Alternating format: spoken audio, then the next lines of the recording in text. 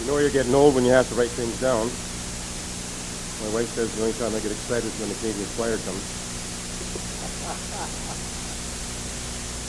I'd like to thank the board of directors of the Manitoba Sports Hall of Fame for this special honor. And it's wonderful to celebrate with friends and family. When I was notified of the induction, the first thing that came to my mind was all the friends and volunteers that I worked with over 45 years. They're the ones that made this happen. Almost to the day, in November 1955, I became involved with the coach in hockey in Isaac Rock Community Center. I was 15 years old, playing junior hockey when I found out the PEC needed coach. 2 years later, we won a state championship. 2 years after that, we won a Bantam championship, and I had my first international experience by representing Manitoba playing against Grand Forks. 7,000 people in the Winnipeg Arena. Ted Urban was our captain. Two things my mother used to say to me: work hard and you'll overcome your shortcomings. Well, I did work hard and have a business career that allowed me to volunteer in the community.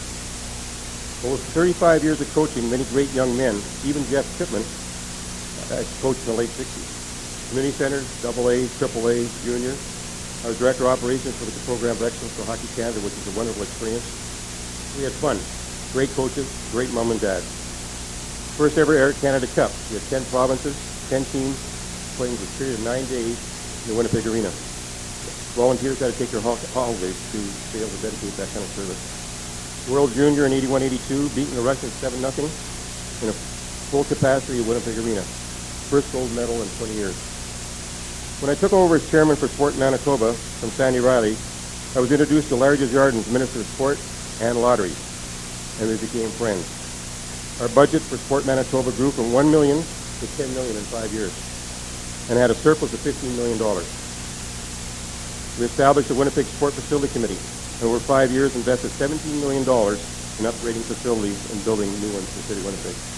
Bloomberg Softball Complex, Phantom Pool Warm-Up Tank, Wolf Soccer Complex, Winnipeg Stadium and Turf, and on and on and on. Larry supported our bids for the Western Canada Summer Games and was a part of our delegation to the 1987 Pan Am Games in Indianapolis. I owe a lot to Larry Desjardins. I'm not sure people outside of sport understand the efforts and commitment that's required to put together a bid for international games. We had a board of directors of 35 and 400 or 500 committee members during the bid process that gave up time over a period of years.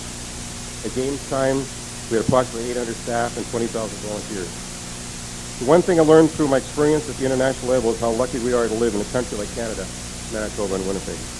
Winnipeg does it better than anyone. 13 years from the beginning of the largest and most successful games in Canada in 1999. The only thing that I'll take credit for is surrounding myself with great people.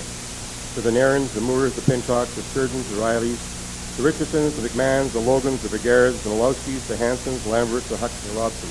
These are the people that made it happen, and many, many more. I thank you for being a part of a great team. None of this would be possible without the support of your family. I'm blessed with a wonderful wife, Sarah, son Earl and Tracy, daughter Jennifer and husband Ian, and 3 wonderful grandchildren. Sarah is the best thing that ever happened to me. Friend, companion, and best damn construction worker I ever had. Love of my life. The second thing my mother said to me was, watch your pennies and the dollars will take care of themselves.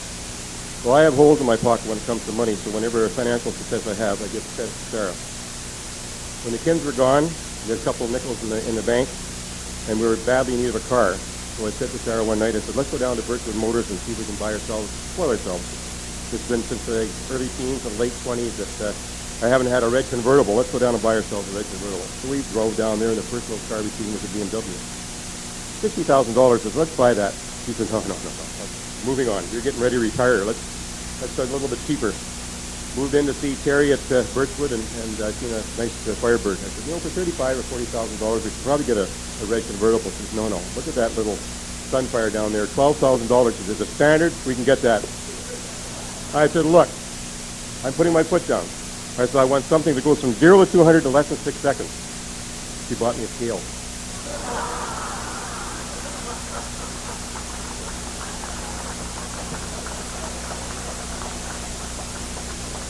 I'm the luckiest man, and I want to thank you from the bottom of my heart. Thank you very much.